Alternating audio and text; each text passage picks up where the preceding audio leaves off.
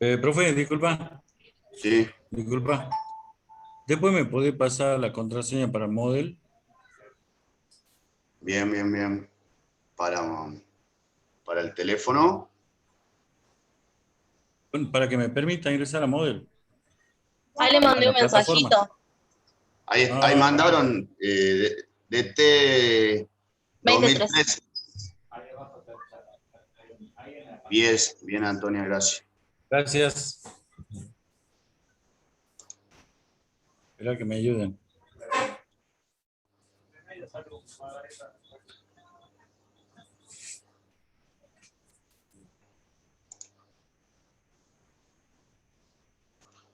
Bueno, vamos a guardar la asistencia.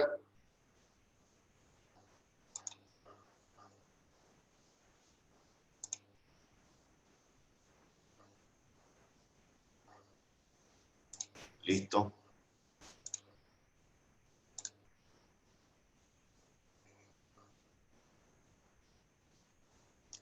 Bueno, chicos, muy buenas noches. Gracias por la puntualidad. Hoy nos toca continuar con la unidad. Ayer habíamos visto la unidad de gasto público y quedó un ítem de la guía de estudios por finalizar, que ahora lo vamos a dar en forma breve. Y vamos a pasar a la segunda parte, ya que vimos gasto público, vamos a pasar al crédito público para empezar a introducirnos en lo que es el recurso tributario.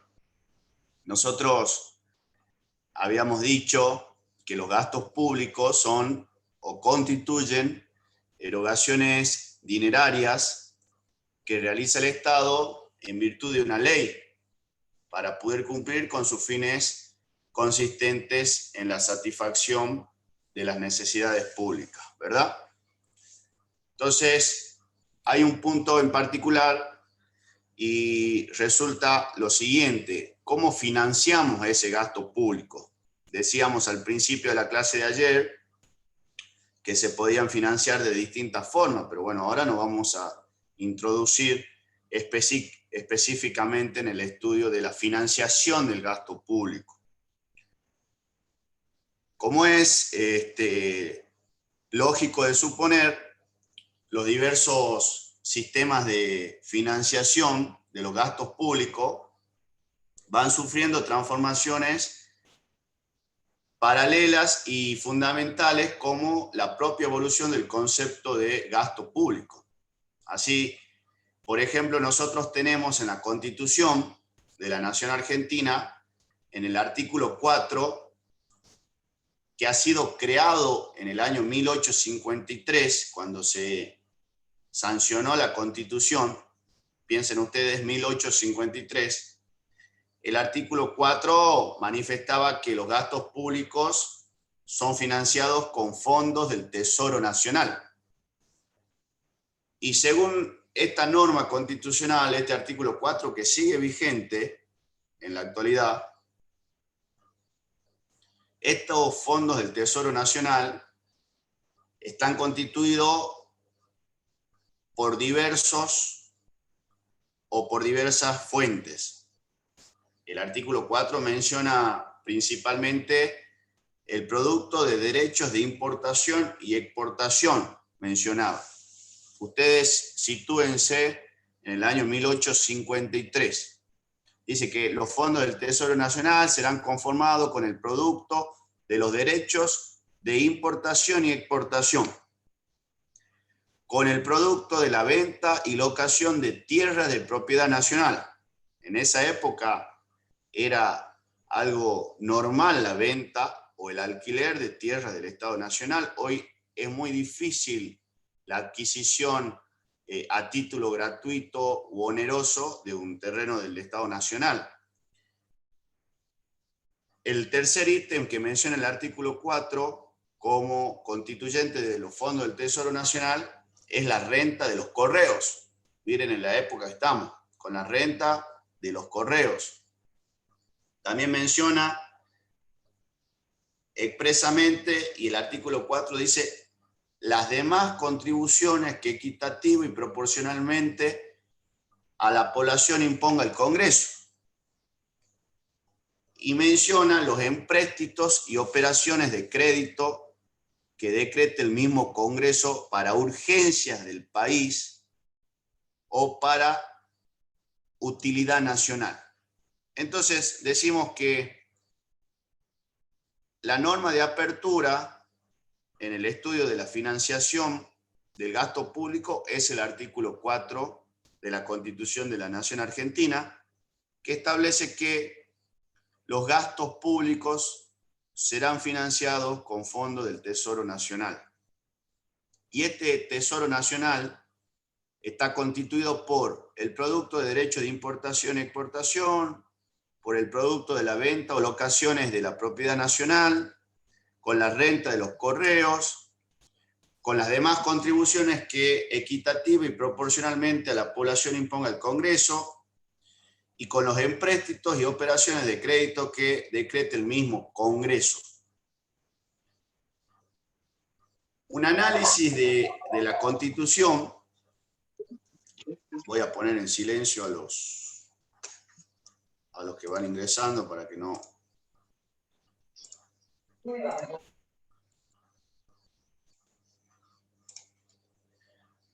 Si realizamos un análisis de la Constitución, esta Constitución del año 1853, tenemos que tener en cuenta que los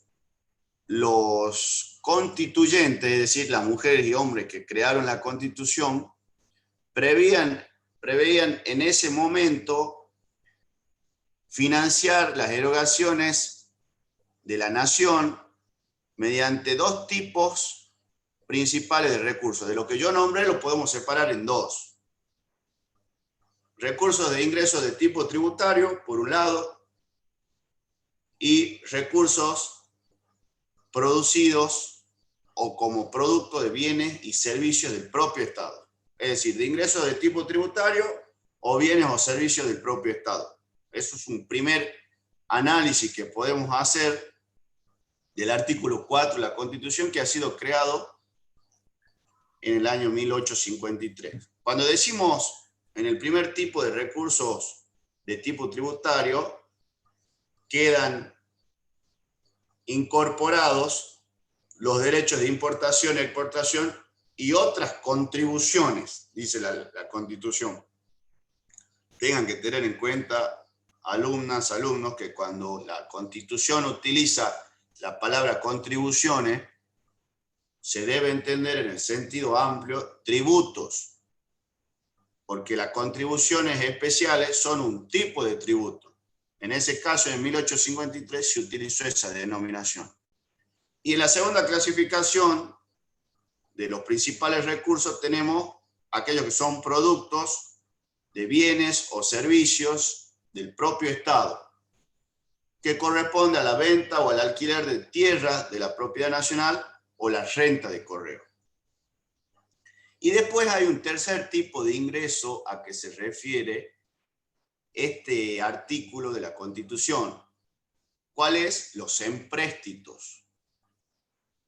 Y acá se discute de que se trataría de un ingreso extraordinario, teniendo en cuenta que el Estado solo puede valerse de ellos cuando el Congreso así lo decrete, y debe ser para atender a urgencias de la nación o para empresas de utilidad nacional. Es decir, el empréstito, el crédito, va a ser autorizado únicamente por el Congreso en determinadas circunstancias. Este esquema que prevé la Constitución se explica fácilmente siempre y cuando nos situemos en la época en que fue creada la Constitución. ¿Y por qué en la época que fue creada la Constitución? Porque en ese momento había otros conceptos de filosofía política, económica, distintos a los de ahora, en el año 2021. Entonces hay una clasificación implícita de recursos ordinarios y extraordinarios, que lo vamos a ver enseguida, que ha previsto el texto constitucional. Miren, en la actualidad, la mayoría de los autores señalan como principal fuente de financiación del gasto público a dos tipos de recursos: el recurso originario y el recurso derivado. Esto es para hacer una introducción. Dice que tenemos dos tipos de recursos para financiar los gastos públicos actualmente: los recursos originarios y los recursos derivados. Respecto de los recursos originarios, podemos situar aquellos que el Estado obtiene por la explotación de sus bienes patrimoniales o desarrollando actividades industriales, comerciales, etcétera, por medio de empresas estatales. Y tenemos los recursos derivados, que son aquellos recursos tributarios provenientes también del patrimonio particular, los recursos tributarios, porque le cobra tributos, le cobra impuestos, tasas o contribuciones al ciudadano, a la ciudadana, y forma parte de los recursos derivados que financian el gasto público. Y dentro del recurso derivado, además de los recursos tributarios, tenemos también los recursos provenientes del crédito público y los recursos monetarios. Es decir, recursos originarios, tenemos aquellos que provienen de la explotación de los bienes patrimoniales del Estado o que son desarrollados por actividades industriales o comerciales. ¿Estamos de acuerdo? Y los recursos derivados están constituidos por recursos tributarios, recursos provenientes del crédito público y los recursos monetarios.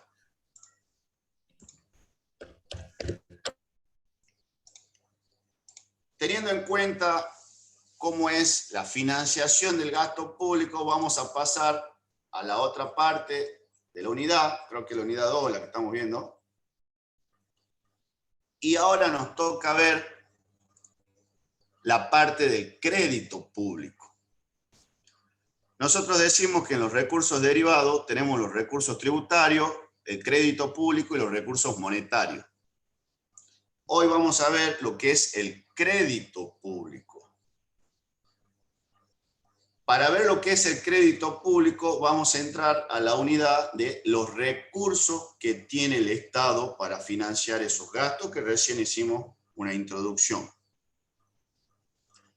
En definitiva, chicos, y como concepto,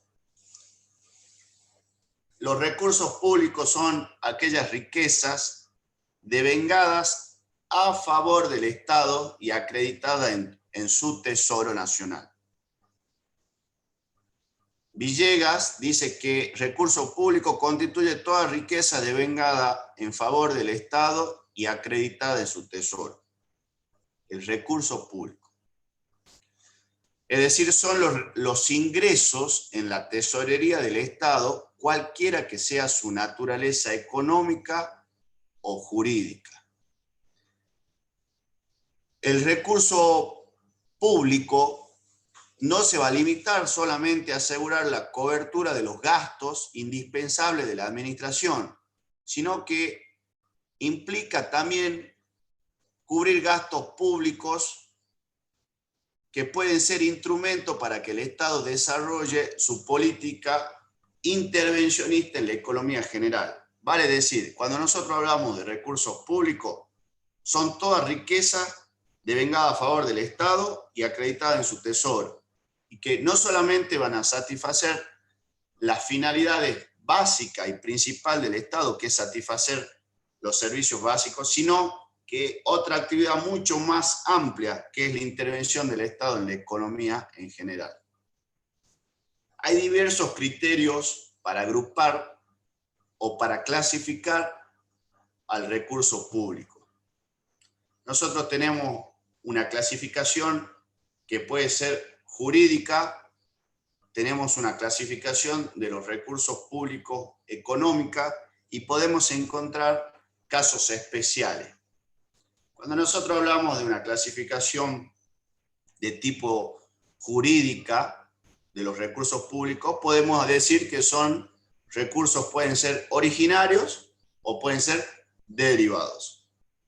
Cuando decimos que la clasificación es una clasificación jurídica, tiene en cuenta su origen. Si son originarios, provienen propiamente del Estado, como le dijimos anteriormente, y si son derivados, provienen de los particulares, como los recursos tributarios, o de los particulares de la nación o del extranjero, como el crédito, o de la emisión de la moneda.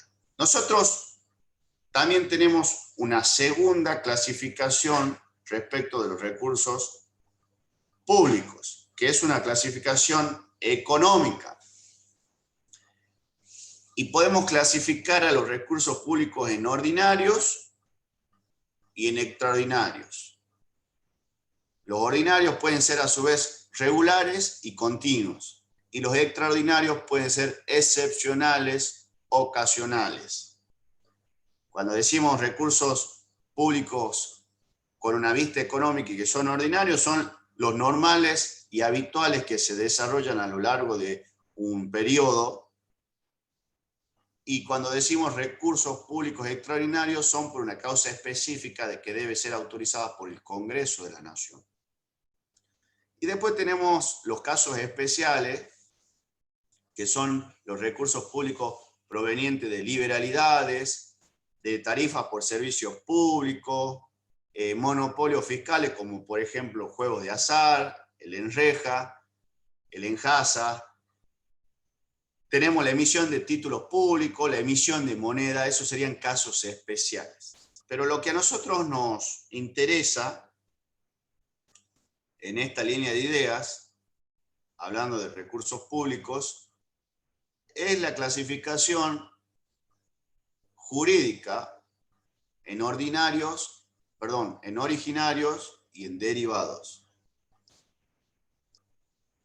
Principalmente los recursos públicos originarios son los que provienen de los bienes del Estado o de las actividades productivas que el Estado realiza. Esos son los recursos originarios. Pregunta de parcial siempre, chicos, ¿no? Siempre le van a decir, los recursos que provienen de las actividades producidas por una empresa estatal constituyen recursos derivados originarios. Originario. Voy a decir de nuevo. Los recursos públicos, teniendo en cuenta el origen o una clasificación jurídica, se diferencian en originarios y en derivados. Respecto de los originarios, tenemos los que provienen de los bienes del Estado por venta o locación, o de las actividades producidas por el Estado, por cualquier tipo de actividad que produzca el Estado. Respecto de los recursos públicos derivados, tenemos lo siguiente. Primero, lo que proviene de los particulares. ¿Cuáles son? Los impuestos, las tasas y las contribuciones. Luego tenemos los recursos del crédito público. Después tenemos las sanciones pecuniarias, tenemos las gestiones de tesorería y hay diversos recursos que van sucediéndose en la actualidad económica y respecto de la funcionalidad del Estado que van a ingresar en recursos públicos derivados. Ahora bien, habiendo hecho una clasificación genérica de los recursos públicos, nos vamos a dedicar a analizar lo que son los recursos derivados, que es donde apunta principalmente esta materia, porque dentro de los recursos derivados están los recursos tributarios. Esta materia es Derecho Tributario y Finanzas Públicas.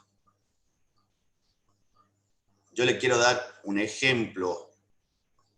El presupuesto de la provincia de Salta tiene como base el 75% de sus recursos provienen del gobierno nacional en concepto de coparticipación tributaria. En concepto de coparticipación, para que ustedes tengan en cuenta. El 75% del presupuesto de la provincia de Salta el año 2021 está conformado por recursos nacionales que en su gran mayoría provienen de la coparticipación de ingresos. Respecto de los recursos derivados, ellos comprenden una variada gama de ingresos, no solo de distinta importancia cuantitativa para el Estado, porque algunos son mayores y otros menores, sino también teniendo en cuenta su naturaleza jurídica. Entre ellos, entre los recursos derivados, vamos a tener 4 tipos de recursos. Recursos tributarios, por un lado. Recursos provenientes del uso de crédito público, por el otro.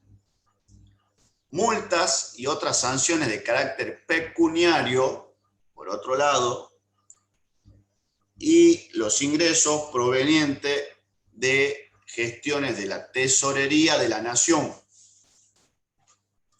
Todos estos recursos derivados tienen una característica en común que permite su agrupamiento en una misma categoría.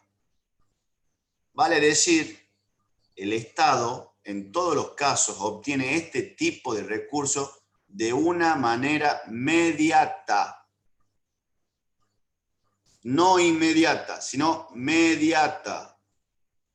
O sea, no los obtiene como producto de negocio jurídico, como ocurre con los recursos originarios, que son provenientes de funciones inherentes al Estado, o de la locación, o de la venta, o de los recursos que provienen de la actividad del Estado, sino que se obtiene mediante reclamo a la economía de los ciudadanos, de las ciudadanas, de los particulares. ¿Y por qué el Estado puede hacer esa exigencia al patrimonio de los particulares? Es decir, exigirle recursos, estamos hablando de recursos derivados, y lo puede hacer el Estado en virtud de su poder de imperio o poder fiscal, como ente máximo y supremo para satisfacer las necesidades del país.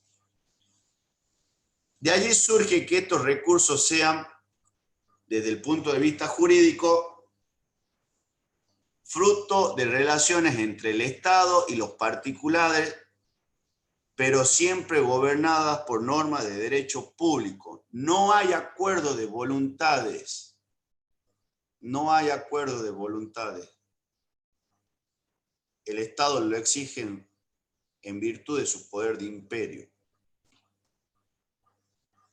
Esta circunstancia que yo les menciono, en cierta medida, explica por qué en la terminología que se utiliza tradicionalmente se dice que son ingresos que derivan de los particulares ante la exigencia del Estado en virtud de su imperium, de su poder de imperio. Porque si el Estado no tendría su poder de imperio, no podría coactivamente recaudar para satisfacer las necesidades. Y ahora nos vamos a ir un poquito más allá. Nos vamos a ir un poquito más allá. Y vamos a hablar de algo que a todos nos llama la atención y que es moneda corriente en los debates de café, en la tele, en los grupos, que es el crédito público. Yo acá me quiero detener y consultarles a ustedes qué entienden por crédito público. Yo quiero que me digan lo primero que se le viene a la cabeza, no es un examen, es para que se haga un poquito más didáctica la clase y que ustedes participen. ¿Qué entienden por crédito público? Si alguien quiere opinar, estamos en confianza. Esto es lindo que nosotros, como ayer se armó en un momento una pequeña intercambio de ideas, quiero que ustedes me digan qué entienden por crédito público. Nosotros venimos hablando de los gastos públicos, de los recursos públicos, y ahora entramos a la parte del crédito público. Le digo esto en relación a que hablamos de deuda externa, hablamos de deuda interna, hablamos de que la Argentina tiene una gran deuda externa, que tiene que haber sostenibilidad en la deuda externa para tener confianza internacional. Hablamos de que la provincia de Salta tiene una deuda externa importante que debe ser cumplida. Ahora bien, todo esto se genera en virtud de que en algún momento los gobiernos han contraído crédito colocando bonos. Yo le pregunto a ustedes, ¿qué entienden por crédito público? A ver, alguien, anímense. No importa que si esto es para que nosotros participemos, para que sea didáctico y no aburrido, un jueves. Y encima mañana vuelve la cuarentena, las restricciones, así que no van a poder salir más de las 12 de la noche. A ver, alguien, los que ya cursaron, ¿qué se acuerdan de crédito público? Profe, A ver, Pecho. podríamos decir que son préstamos de tercero hacia el Estado, ya sea porque el Estado emite bonos o cosas así. Muy bien. ¿Alguien más? El crédito público. ¿Qué se le viene a la cabeza? Pregunta de parcial, chico, ¿eh? Pregunta de final también. Por eso hago hincapié acá, porque siempre, no siempre contestan correctamente, pero está muy bien lo que dice Pecho, ¿no? Es correcto. A mí se me viene a la cabeza eso también. A ver, otro u otra alumna que intente dar una manifestación de lo que cree que es crédito público.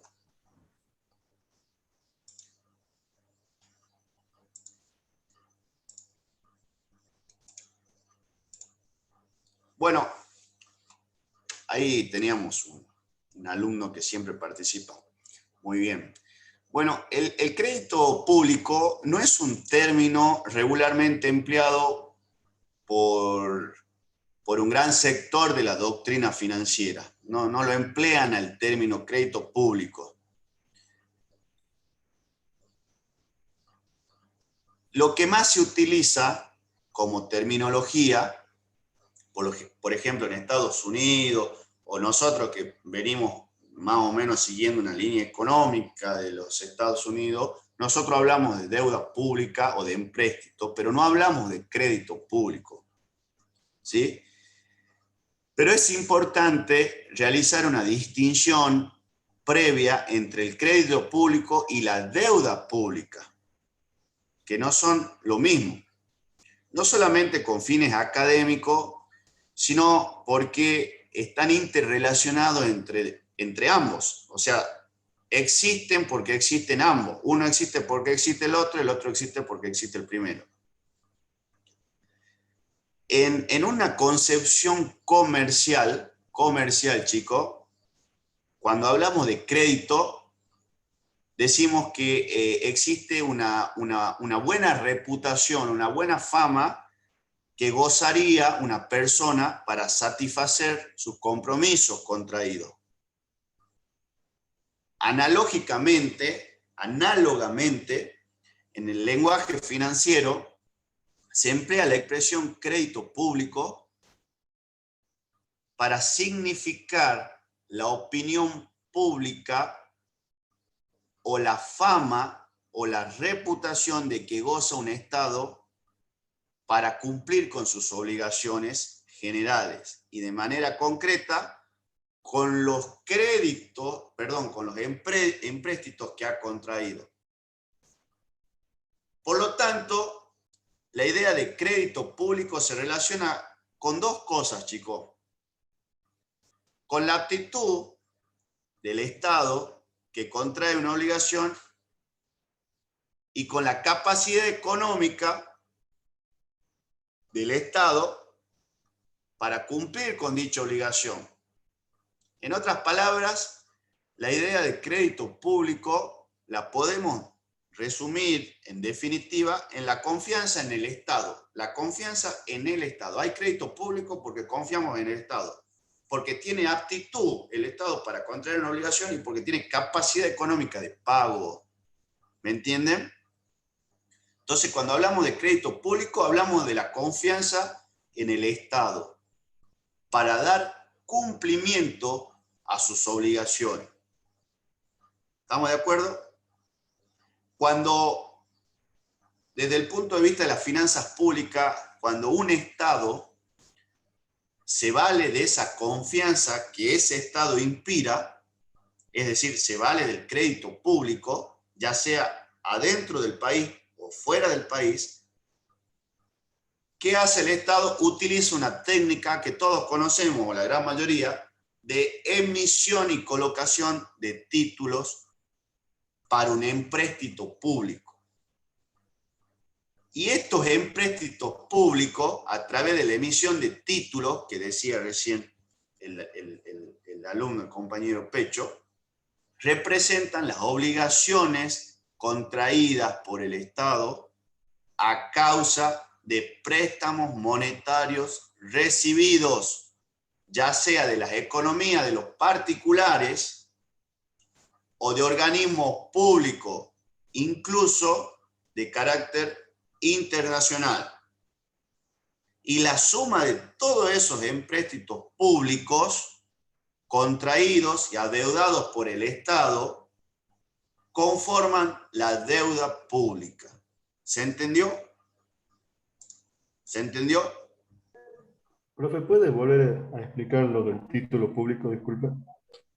¿Quién me hablaba? Cristian. ¿Cristian? Sí. Bien. Lo que decíamos recién, que el concepto de crédito público, en definitiva, lo podemos resumir en la confianza en el Estado. Porque la idea de crédito se relaciona con dos cosas, con la aptitud del Estado para contraer una obligación y con la capacidad económica de pago. Entonces, cuando el Estado se vale de esa confianza que inspira el propio Estado, porque tiene aptitud para contraer una obligación monetaria y porque tiene capacidad económica de pago, cuando el Estado se vale de eso, utiliza una técnica que se llama emisión y colocación de títulos de un empréstito público. Estos títulos representan obligaciones contraídas por el Estado a causa de préstamos monetarios recibidos, ya sea de economía de particulares o de organismos públicos, incluso de carácter internacional. Y la suma de todos esos empréstitos públicos constituyen la deuda pública. Y la deuda pública puede ser interna, porque los títulos se colocaron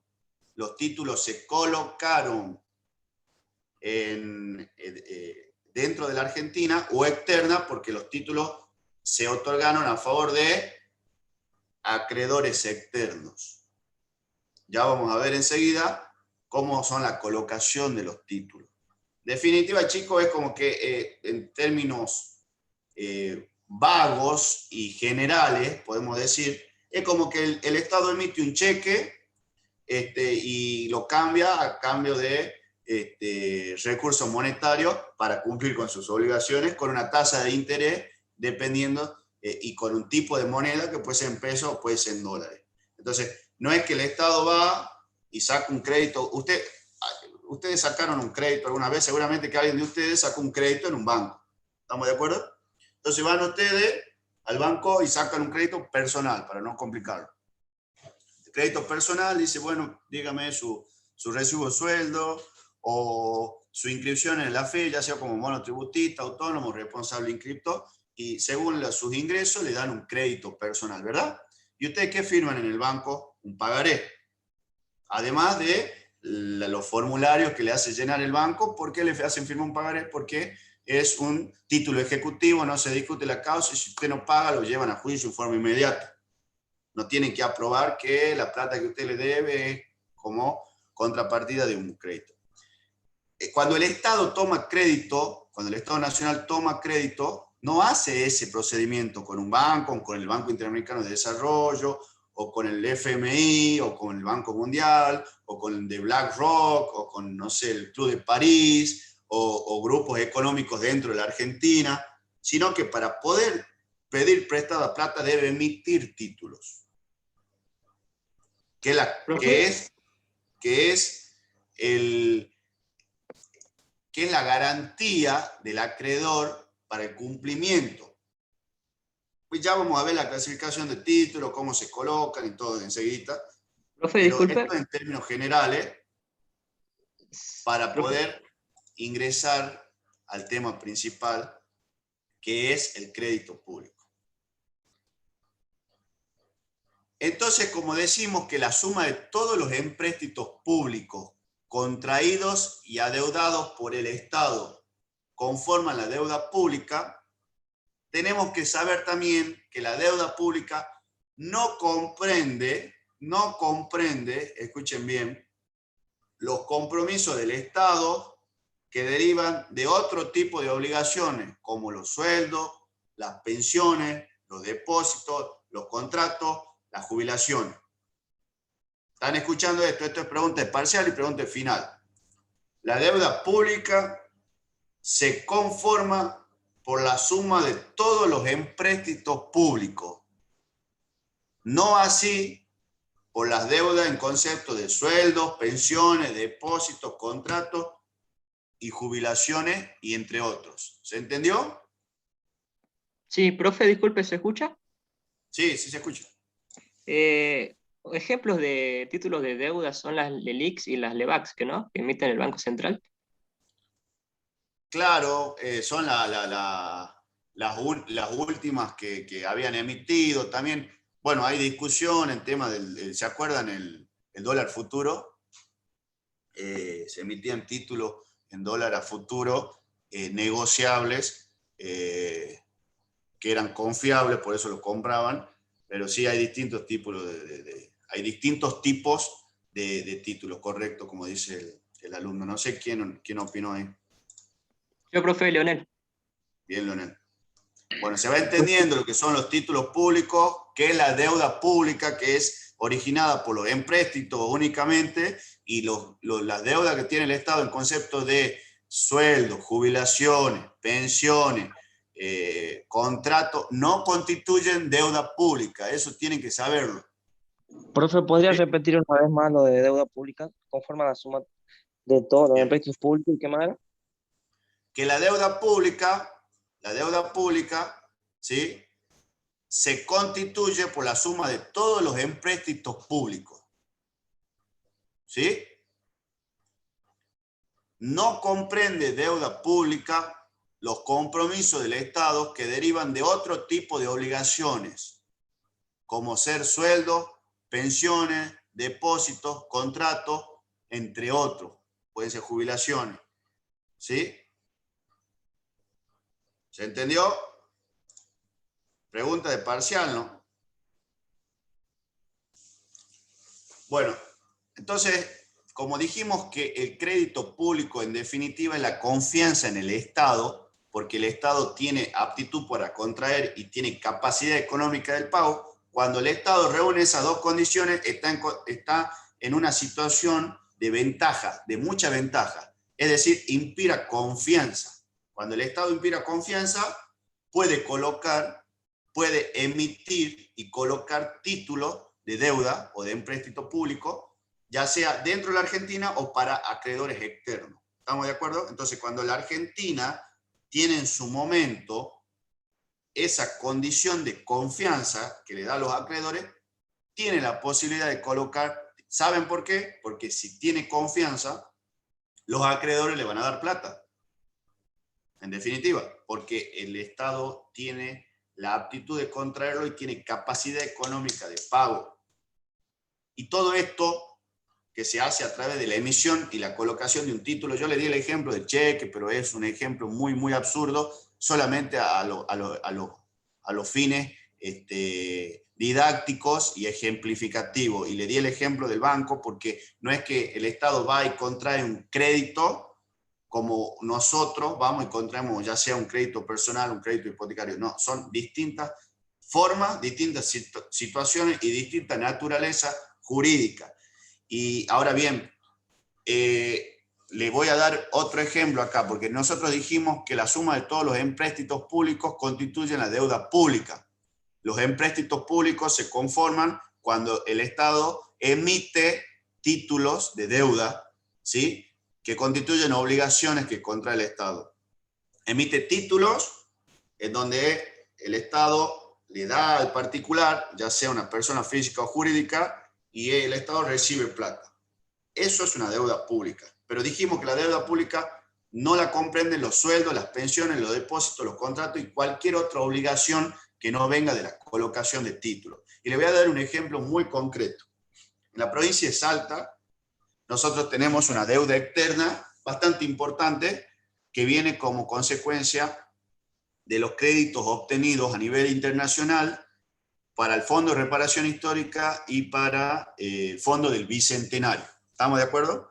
Entonces, ambos programas que en su momento el ex gobernador puso en funcionamiento, tuvo la aptitud del Estado provincial para colocar títulos de deuda y traer plata del exterior.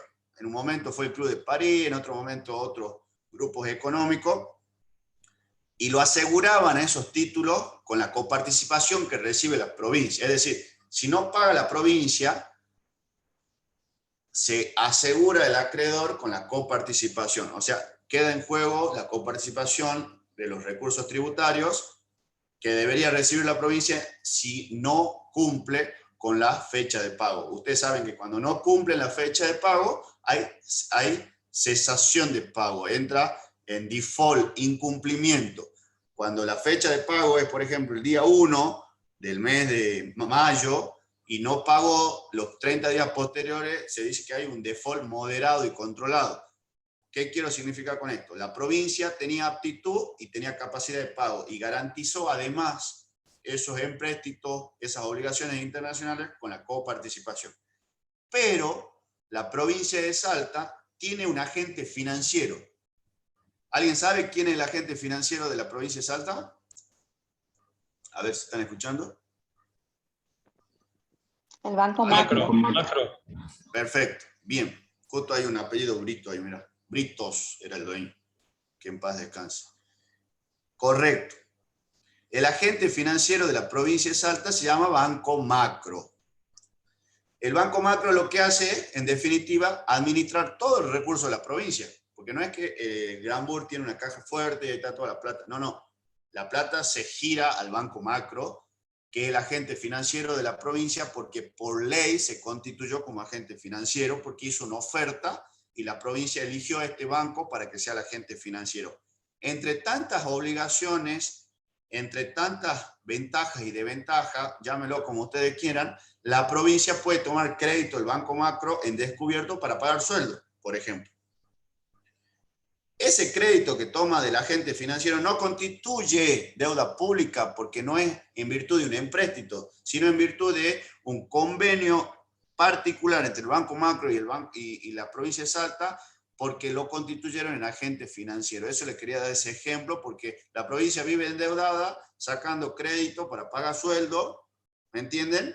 Sacando crédito para pagar sueldo, eso no constituye deuda pública. ¿Puede ser deuda privada? Sí, pero esto no es deuda pública. Le doy el ejemplo para que le quede bien grabado en la retina que la suma de los empréstitos públicos constituyen deuda pública. En el caso de los sueldos, las pensiones, los depósitos, los contratos y cualquier otro, no constituyen deuda pública. ¿Puede ser deuda privada? Sí, podemos discutirlo.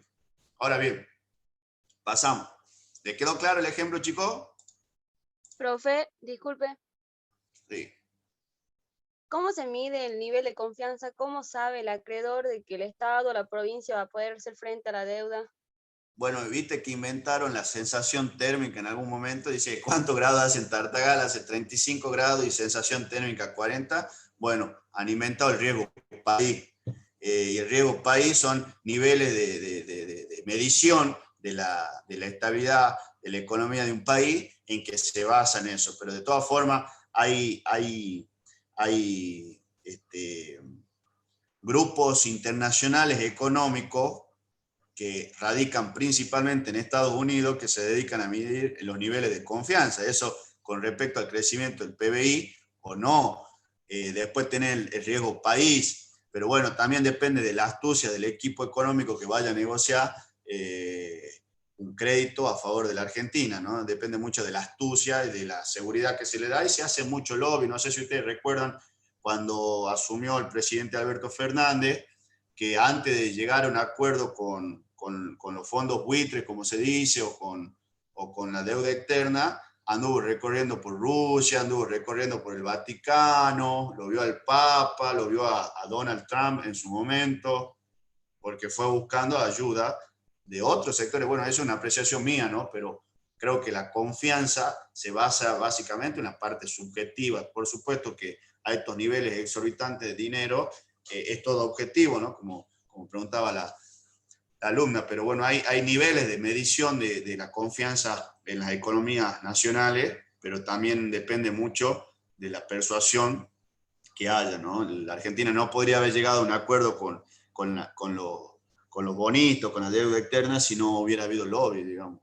Si ustedes ven un poquito la historia de cuando asumió Alberto Fernández, se dirigía con muchos funcionarios y funcionarias, empresarios, a recorrer los países más importantes, porque la deuda externa que tiene la Argentina, en su gran mayoría, el acreedor se llama de BlackRock, que es el grupo de la Roca Negra, que son los multimillonarios del mundo, y uno de los dueños estaba ahí dando vuelta por el expresidente de Estados Unidos. Pero bueno, hay datos y hay empresas que se dedican a medir los niveles de confiabilidad de las economías nacionales.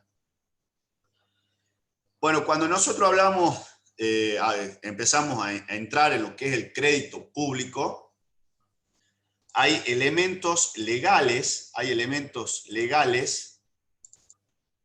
lo voy a silenciar, hay elementos legales para la utilización del crédito público. No es que, bueno, la Argentina tiene aptitud de contraer crédito y capacidad de pago, entonces va ahí y va a contraer crédito público. No es así, no es tan fácil.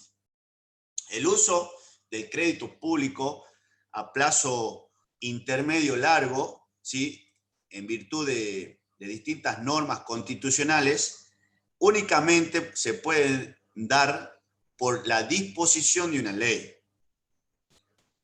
la cual no solamente se limitará a disponer que se emita el título, sino también va a disponer esa ley cuál va a ser la tasa del interés o la escala de tasas de intereses, la forma de la cancelación y las modalidades de amortización. ¿Qué quiero decir con esto? ¿Cómo vamos a utilizar el crédito público? Dijimos que el crédito público, en definitiva, es la confianza que tiene un Estado por su aptitud y su capacidad de pago. Como nosotros tenemos confianza porque tenemos aptitud y capacidad de pago, vamos a utilizar esa confianza que tenemos y vamos a contraer deuda pública porque vamos a emitir bonos o vamos a emitir títulos de deuda. Para hacer esto nosotros necesitamos una ley. Se lo llevo al llano. Todos nosotros que estamos acá en esta clase somos parte de un gobierno y decidimos pedir un préstamo de $1.000 millones, un ejemplo. Lo podemos hacer, sí, porque tenemos confianza. A nivel internacional, nosotros nos ven con aptitud y con capacidad de pago. Bueno, vamos a utilizar ese crédito público que tenemos y vamos a emitir un título de deuda. ¿Cómo se emite el título de deuda? Se necesita una ley.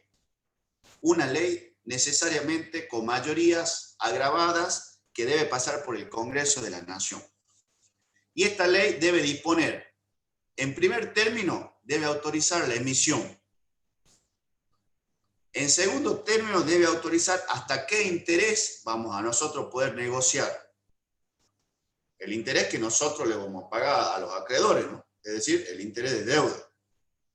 En tercer término, la ley debe contener la forma de la cancelación. Entonces, por lo general, vos no podés poner una sola forma de cancelación, se pone escalas y modalidades de forma de cancelación. Y la modalidad de amortización, es decir, amortización es la cancelación del crédito. Entonces, estamos en presencia, chicos, aquí, cuando utilizamos el crédito público, estamos en presencia de un poder originario del Congreso de la Nación, no derivado. sino un poder originario del Congreso de la Nación, que es indelegable por su naturaleza y solamente se puede manifestar por leyes. Es decir, solamente a través de una ley que pase por el Congreso. Si nosotros le preguntamos en un parcial o en un final, si nosotros podemos emitir título de deuda a través de un decreto, ¿cuál es la respuesta? No, no se puede. Solamente a través de una ley. ¿Y de dónde surge esto? De dos artículos principales. El artículo 4 de la Constitución de la Nación y el artículo 75 de la Constitución, inciso cuarto y séptimo. El artículo 4 de la Constitución dice que el gobierno federal provee a los gastos de la nación con los fondos del Tesoro Nacional, formado de los empréstitos y operaciones de crédito que decrete el mismo Congreso para urgencia de la nación o para empresas de utilidad nacional. Artículo 4, infine. Y el artículo 75, que dice corresponde al Congreso de la Nación, el artículo 75, que ha sido modificado en el año 94, el artículo 75 reza en el inciso cuarto, dice, corresponde al Congreso de la Nación contraer empréstitos sobre el crédito de la nación. ¿Han escuchado? Contraer empréstitos sobre el crédito de la nación. ¿Qué dijimos nosotros? El crédito público, en definitiva, es la confianza, con aptitud y capacidad de pago. ¿Cuáles son los elementos legales para utilizar ese crédito público? La ley. Entonces, el artículo 75 dice concretamente, corresponde al Congreso de la Nación, inciso cuarto, contraer empréstito sobre el crédito de la nación.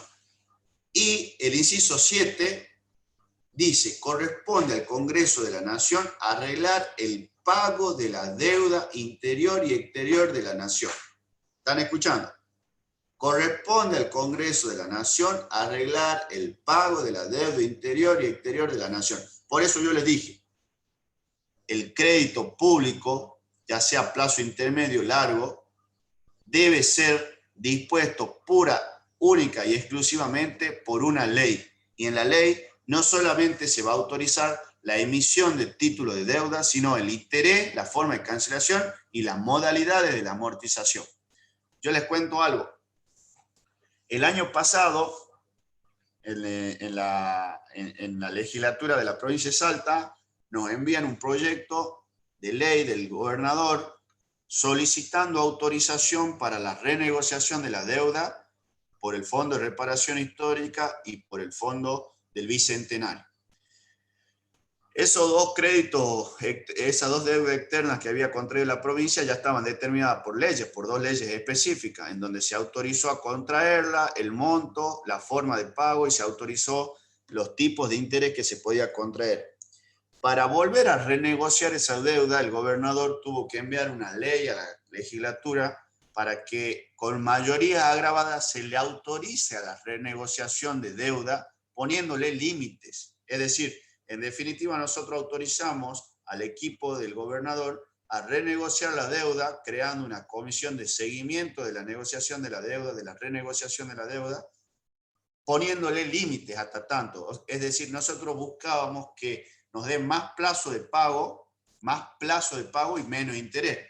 Era de muy difícil cumplimiento porque los acreedores ya tenían asegurado su crédito con la coparticipación de la provincia, pero más allá de eso, lo que yo les quiero significar, que nosotros inclusive para que el gobernador y su equipo puedan renegociar la deuda del Fondo de Reparación Histórica y Bicentenario, tuvo que enviar una ley y esa ley tuvo que ser aprobada por mayoría agravada para que pueda renegociar una obligación que ya había sido contraída. ¿Vamos bien, chicos? ¿Alguna duda? ¿Quieren agregar algo, tirar una opinión? Porque es un tema lindo que me parece que a todos les interesa esto, porque es materia de debate en todos los canales de televisión, en los cafés, en los grupos de amigos, ¿no? Así que quieren aportar, aporten ideas, no saquemos dudas, porque vamos ingresando yo a lo que es Derecho Tributario y Finanzas Públicas, una parte muy linda, porque ya la próxima clase van a ver, nosotros estamos viendo acá el crédito público, la próxima clase van a ver recursos tributarios. Van a ver principalmente lo que es impuestos, tasas y contribución. ¿Cómo podemos clasificar la deuda pública? Podemos clasificarla en deuda interna y podemos clasificarla en deuda externa. Es la primera clasificación. Dijimos que la deuda pública está conformada por los empréstitos, por la emisión de títulos, no por las otras deudas que pueda tener el Estado en concepto de sueldos, jubilaciones, pensiones, contrataciones. La deuda pública se puede clasificar en deuda interna y en deuda externa. ¿Sí? Y tenemos dos criterios, el criterio económico y el criterio jurídico. Ustedes saben que siempre en la doctrina tenemos una parte de la biblioteca que dice A, otra parte de la biblioteca que dice B, y siempre dice, bueno, desde el punto de vista económico significa esto, desde el punto de vista jurídico significa lo otro. Y tiene mucha relevancia. Desde el punto de vista económico, cuando hablamos de deuda interna, decimos que esta se compone de empréstitos emitidos en moneda nacional y colocados dentro del propio país. Escuchen bien.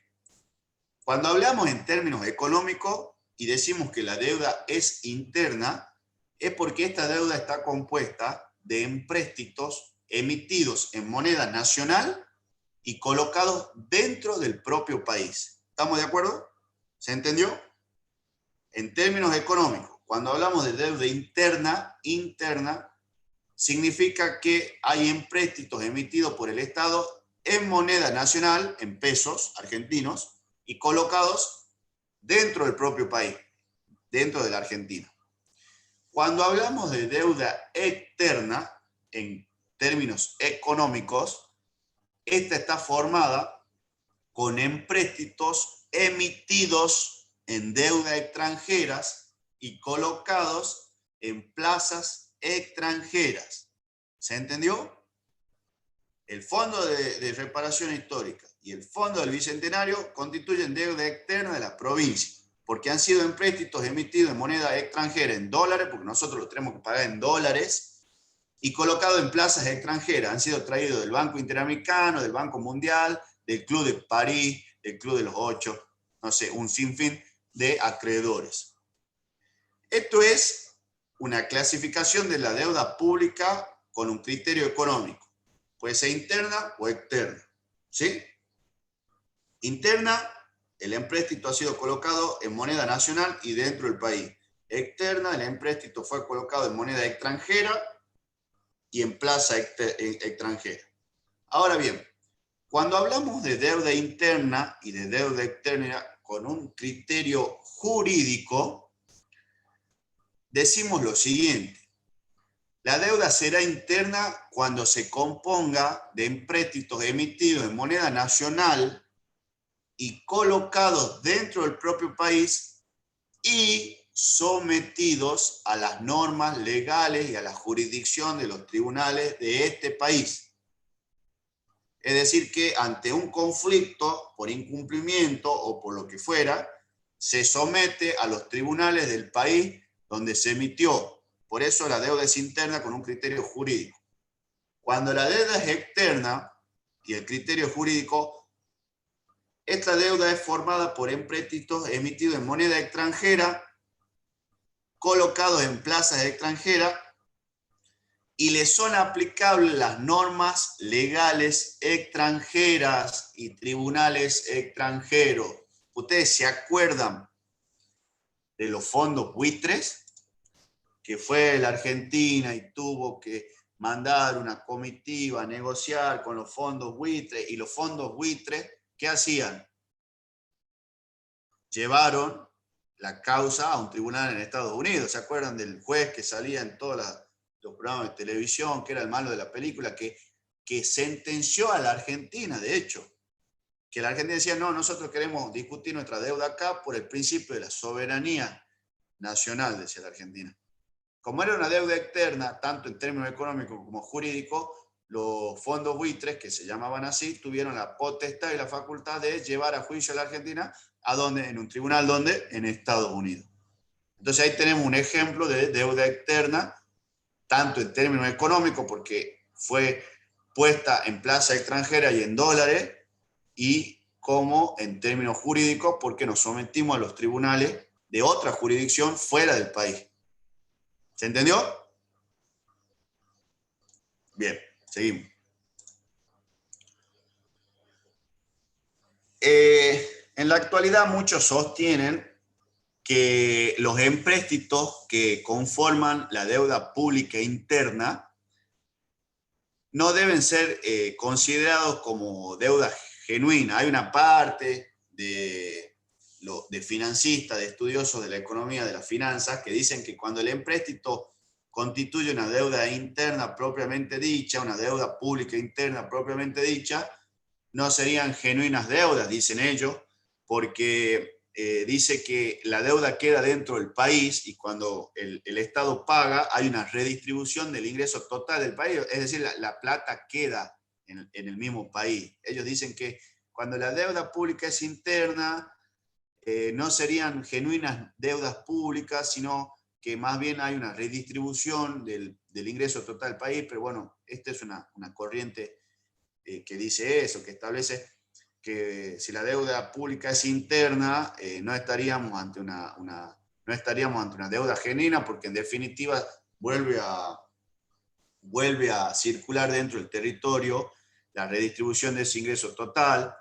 Ellos argumentan que las cantidades que se gastan en el pago de intereses o de la amortización de la deuda pública se convierte en ingresos para los acreedores nacionales y por lo tanto no se altera el ingreso total que circula dentro de la Argentina. Pero esto no es una verdad absoluta, esa es una idea de un pequeño grupo de financistas doctrinarios. Porque además la deuda pública interna, chicos, puede producir efectos de distintos tipos entre sí, como un incremento o una disminución de la inversión y del consumo, que esto va a depender también de la circunstancia económica del país, de la coyuntura económica que se viva, va a depender también de cómo se emplea el producto de ese empréstito, o sea, a qué va destinado, si nosotros vamos a sacar empréstito para pagar deuda o vamos a sacar empréstito para obras de capital o obras de inversión. Y finalmente también tenemos que tener en cuenta cuáles son los medios utilizados para la amortización y el pago de los intereses. Bueno, ya hablando bastante de la deuda interna, ahora nos vamos a hablar de la deuda externa. Ya saben que hay dos clasificaciones de deuda externa, con un criterio económico, porque se coloca en moneda extranjera y en plaza extranjera, y con un criterio jurídico, porque además nos sometemos a los tribunales de una jurisdicción distinta del país. Ahora vamos a hablar de la deuda externa y la balanza de pagos. Vieron que uno pone medios nacionales y hablan de la balanza de pago, de la deuda externa, del riesgo país, de la confianza del mundo para con la Argentina. Bueno, cuando la deuda pública es externa, necesariamente presupone que para su amortización y para el pago de intereses necesitamos de la moneda extranjera. Y algo mucho más importante, que significa transferir riqueza a otra economía, distinta de la Argentina. Cuando nosotros contraemos deuda externa, significa que tenemos que emplear una moneda extranjera y además, cuando hacemos esa transferencia para pagar el capital y los intereses, hay una transferencia de riqueza a otra economía, se va de nuestra economía. Por eso es la disyuntiva que yo decía recién, que cuando la deuda es interna no es una deuda genuina para algunos, una corriente minorista, porque dice que nosotros le pagamos a los nacionales argentinos y la plata queda en la Argentina. En cambio, cuando la deuda es externa, significa que tenemos que usar una moneda extranjera y además hay una transferencia de riqueza a otro país. A pesar de que la colocación de empréstitos públicos en el exterior equivale en un primer momento a un aporte externo de capital, es decir, constituye un alivio para el ahorro interno porque viene plata, si nosotros colocamos títulos de deuda en el extranjero, vamos a recibir dólares que van a ingresar a Argentina. Entonces, acá a prima facie tiene que haber un beneficio, más allá que después cuando paguemos estemos frente a una transferencia de riqueza de otra economía.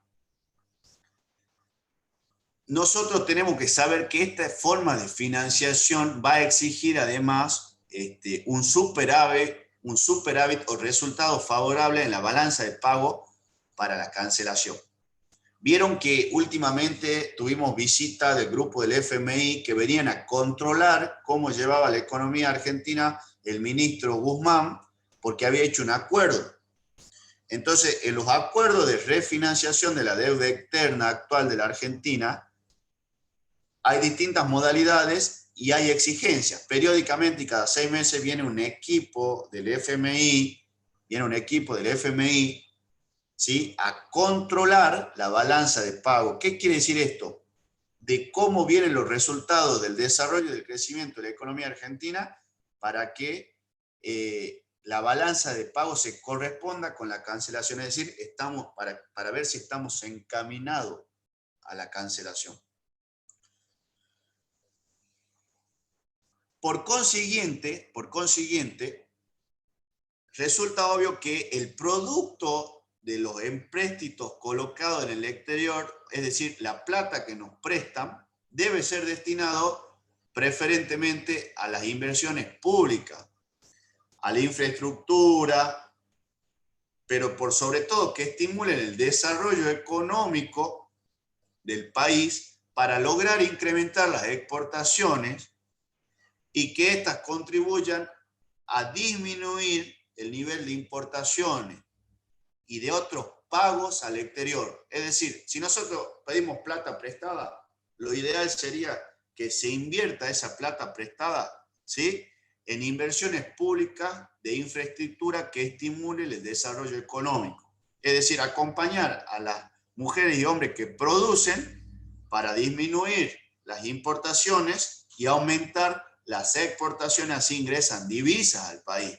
Por eso es importante el destino de la deuda que se contraiga, porque nosotros vamos a necesitar sí o sí de un superávit, y la única forma de tener superávit es inyectando ese dinero que nos prestaron para incrementar el desarrollo económico. En otras palabras, industrializar el departamento de San Martín, la provincia de Salta, el departamento capital, invertir para que el litio se produzca en Salta, en la provincia se produzcan las baterías y vendamos baterías de litio al exterior y no saquemos la materia prima para que ingresen más dólares. Si vamos a sembrar soja, que se produzcan derivados de la soja acá en la provincia de Salta. Si vamos a permitir el desmonte de los bosques para extraer madera, que la madera no salga de Salta y necesariamente se deba agregar valor en la provincia de Salta, lo cual va a fomentar una industria maderera mucho más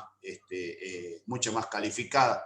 Ese es el destino de la deuda externa y cómo se mide la balanza de pago.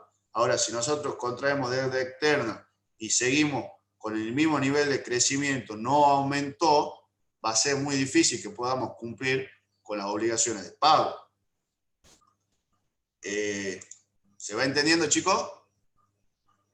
¿Vamos bien? No se duerman.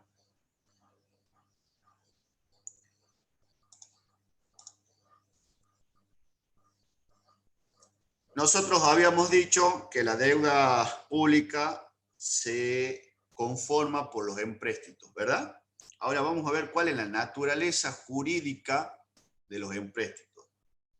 Ya sabemos que cuando un Estado hace uso del crédito público, es decir, se vale de la confianza que inspira por su aptitud y su capacidad, utiliza una técnica que se llama emisión y colocación de títulos de un empréstito público.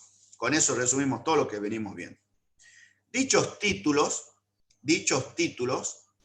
¿sí?, son entregados a tomadores del empréstito y representan justamente la obligación asumida por el Estado para devolver la plata que le prestaron dentro de un cierto plazo y al cabo de las sumas adeudadas a aquellos a los cuales le van a adicionar el interés, un porcentaje que representa la tasa de interés. Entonces, cuando nosotros decimos cuál es la naturaleza jurídica de los empréstitos, cuando hablamos con relación a la naturaleza jurídica de estos empréstitos, cabe reconocer dos posiciones teóricas muy importantes. Hay algunos que establecen que la naturaleza jurídica de los empréstitos constituye una obligación unilateral derivada de la soberanía del Estado. Como el Estado tiene soberanía, toma la decisión de utilizar ese crédito público y de emitir títulos de deuda. Entonces, una corriente dice que la naturaleza jurídica del empréstito es una obligación unilateral derivada de la soberanía del Estado. Y hay otros que opinan que es una obligación contractual. Es una obligación contractual. ¿Sí? La mayor parte de la doctrina jurídica, en especial la francesa, porque los franceses, el país de Francia, quiero comentarla como abogado que soy, que es muy avanzado en materia administrativa. Son países muy avanzados en derecho administrativo. De hecho, la fuente del derecho administrativo de la Argentina, una de ellas es el derecho francés. Considera una corriente dentro de esta línea que dice que es una obligación contractual y no unilateral. La corriente francesa considera al empréstito público como un contrato, ¿sí? Y no como un acto de soberanía del Estado, porque dice que el régimen jurídico que se establece entre el Estado y el prestamista no es un régimen legal de derecho modificable por un acto legislativo, sino que hay un acuerdo de voluntades que crean una situación jurídica. Hay algunos alumnos que están acá que ya rindieron derecho, alguna otra materia de derecho administrativo, no sé cómo se llamará acá, cuando estudiaron qué es un contrato. Un contrato es un acuerdo de voluntades que debe regirse por la libre voluntad y el consentimiento de los contrayentes. Bueno, en este caso el Estado, por más de que cree el empréstito, el título por ley a través del Congreso, cuando se lo ofrece a ustedes que van a tomar ese empréstito y le van a prestar plata al Estado, hay un acuerdo de voluntades. ¿Se entiende, los chicos, lo que estoy diciendo? Y esta fuente determina, esta corriente francesa determina de que no estamos frente a una obligación unilateral, sino que estamos ante una obligación contractual. No es un régimen legal, sino que estamos frente a un acuerdo de voluntades. Esta corriente francesa mayoritaria dice que el empréstito no constituye una manifestación del poder de imperio del Estado, como ocurre, por ejemplo, con los impuestos o con los tributos. El empréstito, sea cual fuere la modalidad, no deja de ser un contrato de naturaleza especial y necesariamente presupone una contrapartida, es decir, el futuro reembolso al suscriptor, al que vos le diste el bono. Y en virtud de esto, ¿el Estado puede ser demandado? Sí. Sí puede ser demandado. Por más de que las sentencias judiciales, bueno, esta es una parte muy jurídica, no sean ejecutables, es decir, tengan mero carácter declarativo. Miren, lo que yo sostengo es que los empréstitos, mi concepción personal, los empréstitos tienen obligación y naturaleza contractual. Entonces tenemos dos variables, unos que dicen que los empréstitos son una obligación unilateral derivada de la soberanía del Estado y otra corriente doctrinaria que dicen que constituyen una obligación contractual, hay acuerdo de voluntades, por lo cual no rige el poder de imperio del Estado. Ahora bien, nosotros podemos hacer una clasificación de los empréstitos. Nosotros podemos hablar de empréstitos voluntarios, podemos hablar de empréstitos forzosos y patrióticos. ¿Escucharon bien? Podemos clasificar a los empréstitos en voluntarios, en patrióticos y en forzosos. El empréstito es voluntario cuando el Estado emite, escuchen bien, el empréstito es voluntario cuando el Estado emite y logra colocar sin ejercer coacción y los logra colocar en el mercado. ¿Sí? Estos, cuando los empréstitos son voluntarios, constituyen auténticos empleos, auténticos usos del crédito público o de la confianza que inspira el Estado. ¿Se entendió? Nosotros tenemos tres tipos de empréstitos, les vuelvo a repetir. El empréstito voluntario, el empréstito patriótico y el empréstito forzoso. Vamos al primero. El empréstito es voluntario cuando el Estado emite y logra colocar ese título sin ejercer ninguna coacción.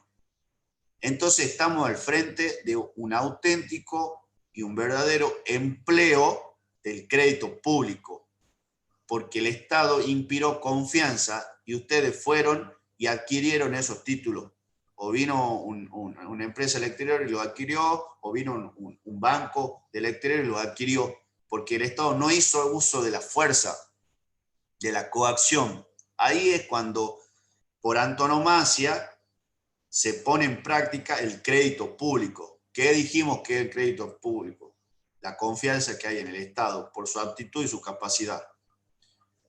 Luego tenemos el otro tipo de empréstito, que se llaman empréstitos semiobligatorios o patrióticos. Son aquellos que han sido emitidos y largados mediante campañas publicitarias destinadas a demostrarles a los ciudadanos que tienen un verdadero deber moral, los ciudadanos, para suscribirlo. Entonces esta propaganda, generalmente unida no sé, a una presión social, tiende mucho a restringir la libertad real del suscriptor.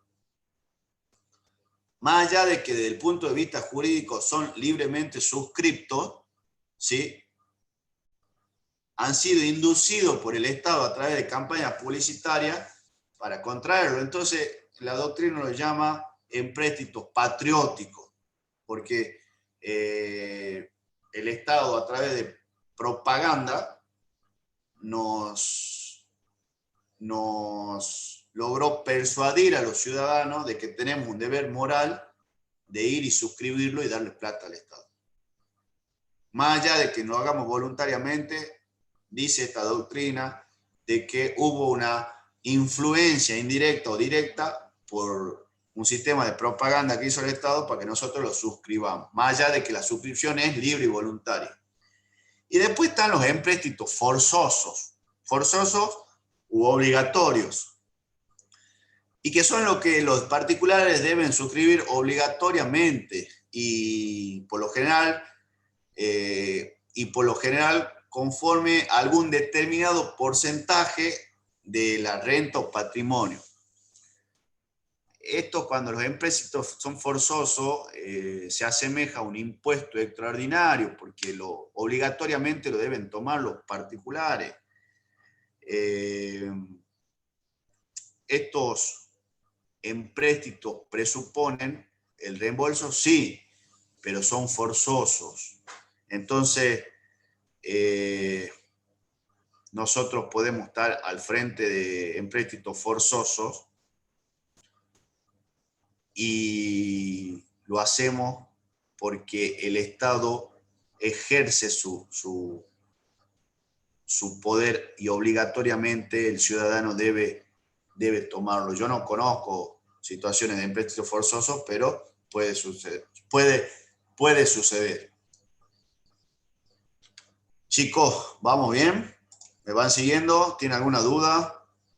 ¿Quieren hacer alguna consulta? ¿Quieren hacer alguna acotación o lo que fuera? No hay ningún problema. Vamos a guardar que ahora hay más integrantes. 169. Bien.